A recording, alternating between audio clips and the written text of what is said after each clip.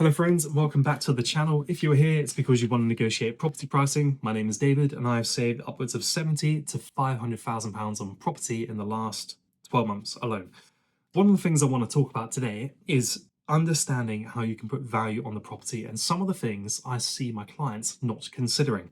For example, recently I went with a client to look at a property with their real estate agent, and the property was marketed for £1 million, which is a big smacker. Now, they wanted to know essentially if they could do some works like an extension to the property to sell it for some more in the next couple of years. The real estate agent suggested an extension would increase the property prices by £200,000.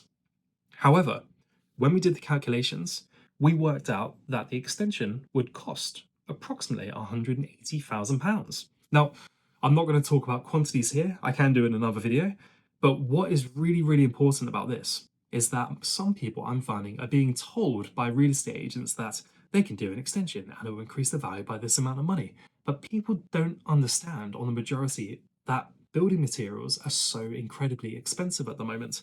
And you need to make sure that whatever you're basing your justification for buying a property, especially if it's an investment to put value into to make some money on, you need to be really careful about who you're taking advice from, because real estate agents are A, salesmen, and B, not cost consultants. So it's really important to make sure your decisions are based on sound reason.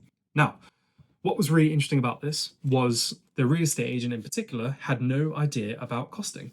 So what we did was we negotiated the property price like this. We said, okay, look, we're not going to do 180 grand worth of works to sell it for 200 grand more, because you have to factor in stamp duty, lawyers' fees, and after you've done that, you're not even breaking even. So what we did was we took some money off of the price.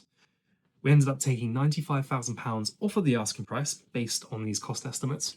But then we also looked at the roof, which had significant amounts of woodworm, which sucks because the repair works can be quite significant. Now, woodworm is really obvious. You'll be able to spot it when you go into a roof because there'll be lots of holes in the timbers.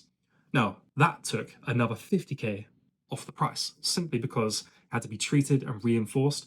It wasn't the end of the world.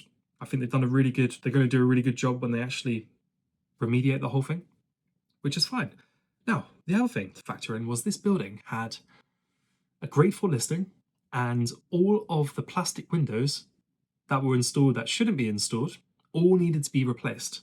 Now, the problem with that was that, and the purchaser didn't know this, was the windows needed to be replaced with double glazed timber frame windows, which has a significant cost uplift. So what we did was we took another £35,000 off of the asking price. So we've now reduced the price by 90, 50, and 35. So that brought the property price down to, started at 1 million, down to 825.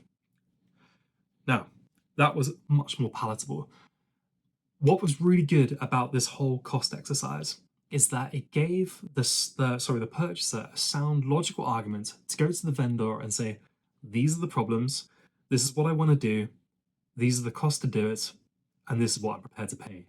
Take it or leave it. Now, they could just say no. And in some markets, it's so competitive that you won't be able to get any cost reduction whatsoever.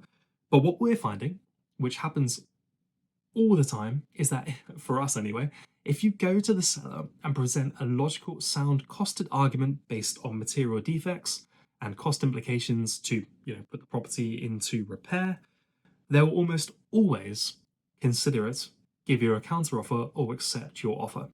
Now, obviously, this isn't always the case, but what I'm finding as a chartered professional who does this day in, day out, it's probably the best way to negotiate the price. And we're finding giving a random offer almost always gets pushed back, but when you provide an offer with the sound logical arguments, you're more likely going to get it accepted. Yep. Okay. Guys, if that was helpful, remember to like so other people see the video. And if you want to learn more, subscribe to my channel, and I will see you in the next one.